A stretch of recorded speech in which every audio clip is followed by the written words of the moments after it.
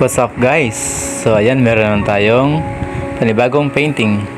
Ito guys ay isang dream scenery. Isang tanawin sa ilalim ng isang panaginip. Samahan niyo ko guys, mag-explore tayo. Hello guys, welcome to my channel, Noel Mix Vlog. Please like, share, and subscribe. Thank you. Muli, mga dating materials pa rin guys ang ating gagamitin. Same pa rin dun sa mga naunang painting ko. Yung pa rin mga materials natin.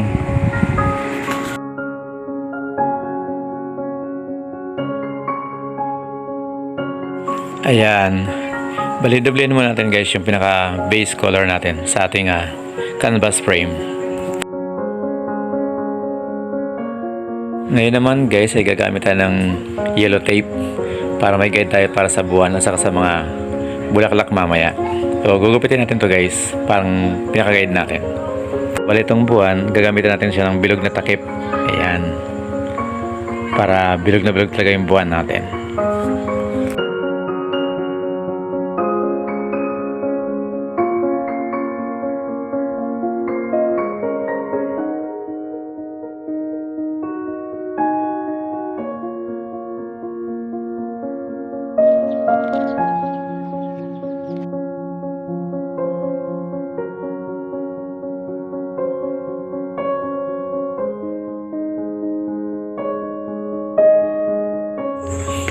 Ngayon naman guys, maggugupit tayo ng tape. Maliliit na tape pang guide natin sa ating mga bulaklak mamaya. So gugupitin natin maliliit, then ididikit natin siya ng hiwa-hiwalay. Tulad ng ginagawa natin ngayon. So dadami natin ng guide guys para marami siyang bulaklak na magagawa mamaya.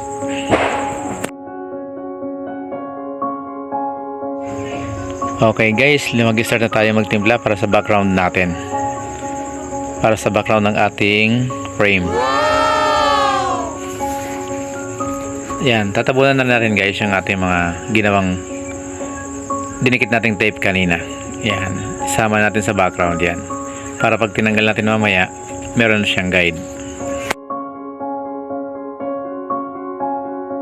Ayan, okay na guys. Tapos na rin yung background ng ating painting. So mag-start na tayo para sa pagkukulay ng mga bulaklak mamaya. Ngayon, isa-isahin natin tanggalin guys yung mga tape na nilagay natin kanina para sa guide natin sa ating mga bulaklak yan. Tanggalin na natin guys yung tape sa ating buwan para may guide na tayo. So ayan guys, may guide na tayo para sa ating moon.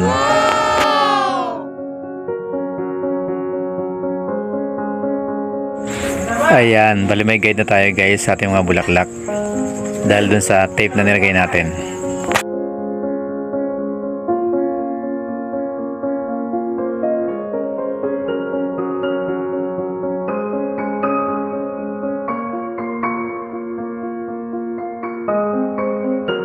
Lagyan naman natin guys ngayon ng gray, kulay gray na shades sa loob ng ating moonlight sa ating buwan.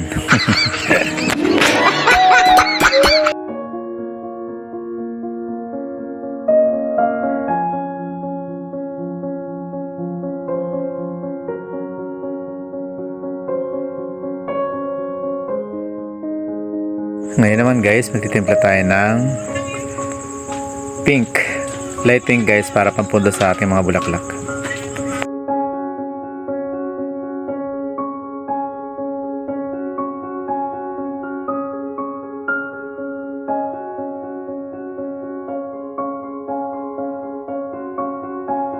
Ituloy-tuloy lang natin guys yung paglalagay ng light pink, parang nakapondo talaga ng ating mga bulaklak.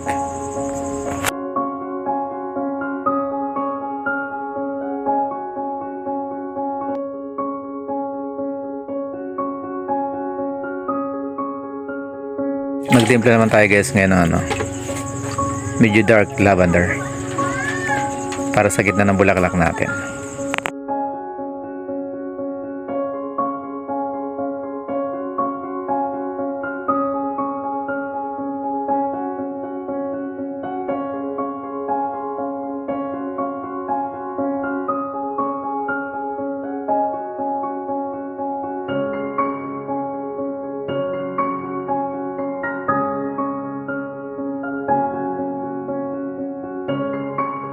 Ngayon naman guys, mag-mix muna tayo ng light lavender. Panglagay natin sa gilid ng petals. Lahat ng bulaklak guys, lalagyan natin ng kulay na yan.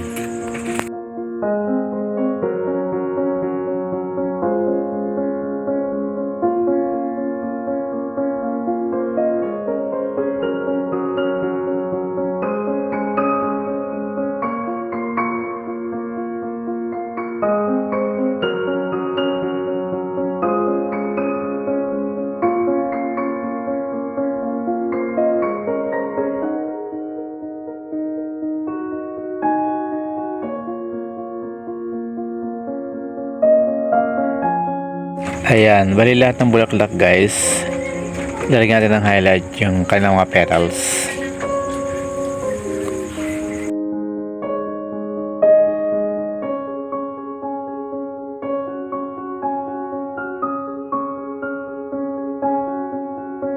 Sa paglalagay natin guys na medyo light colors ng bulaklak natin, umaangat na yung kulay niya.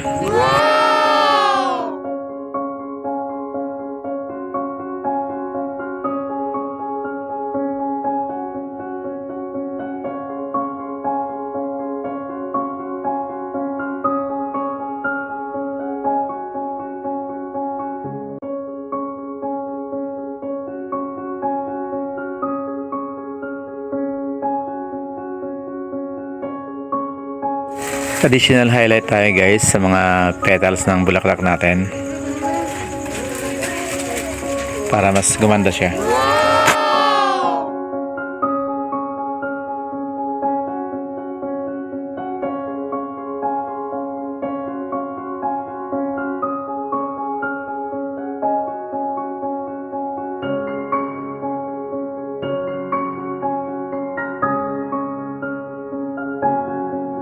Ngayon naman guys, magtimpla na tayo ng kulay ng mga sanga niya.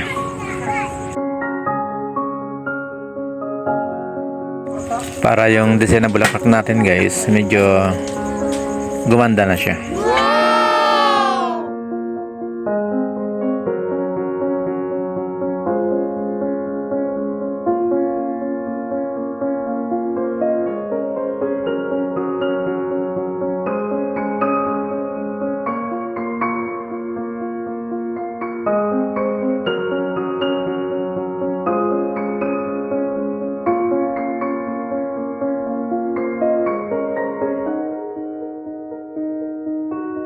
Siyempre, mas maraming sanga, mas maganda.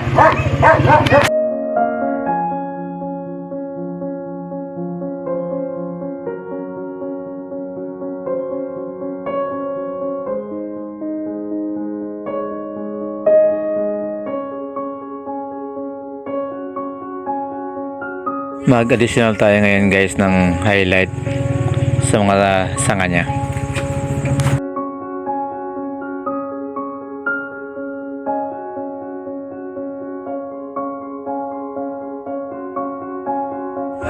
Ayan, mas gumanda siya guys.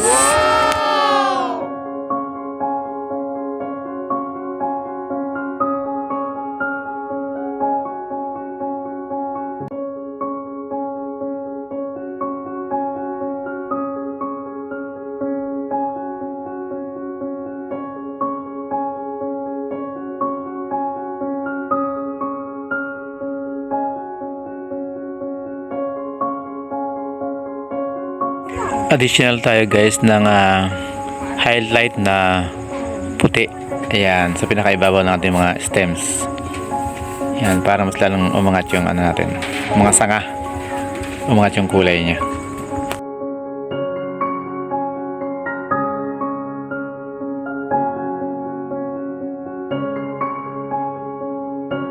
Lagyan natin ng konting shades guys, yung ating moonlight, yung ating buwan. Ayan. Ano lang, mild lang na yellow. Konting additional na rin guys sa background natin.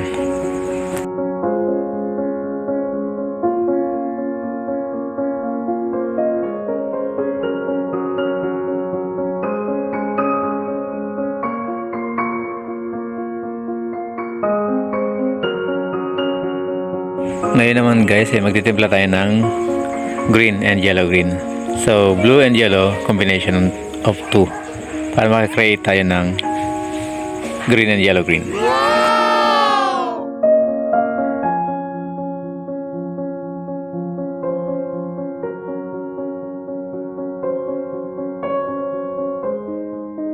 Maganda talaga guys sa dahon. Ayan, naghahalo yung dark green and yellow green. So combination yung dalawang kulay na yan para makakreate tayo ng magandang kulay ng dahon.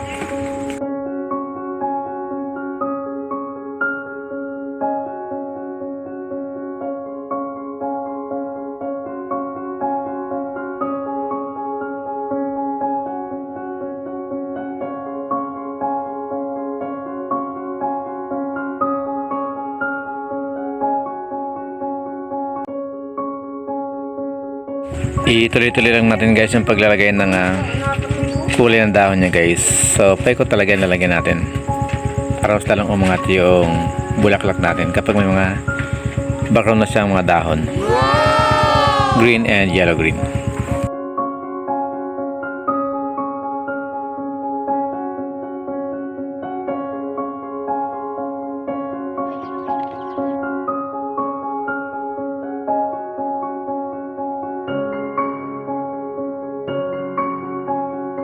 Ngayon naman guys ay maglalagay tayo ng dark pink sa pinakaloob ng bulaklak para mas lalong aangat yung kulay ng ating bulaklak guys. So lahat yan guys ilalagyan natin. Ayan, para maging mas presentable, mas maganda.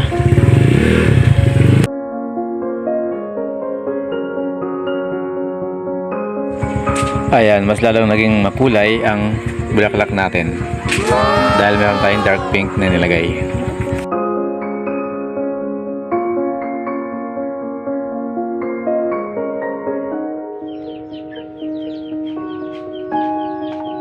So ayan guys, meron tayong isang magandang painting, isang dream scenery. Napakaganda nga design yan guys para sa ating kwarto. Salamat guys sa inyong pagsama sa akin at sana po nag-enjoy kayo sa panonood. Thank you guys!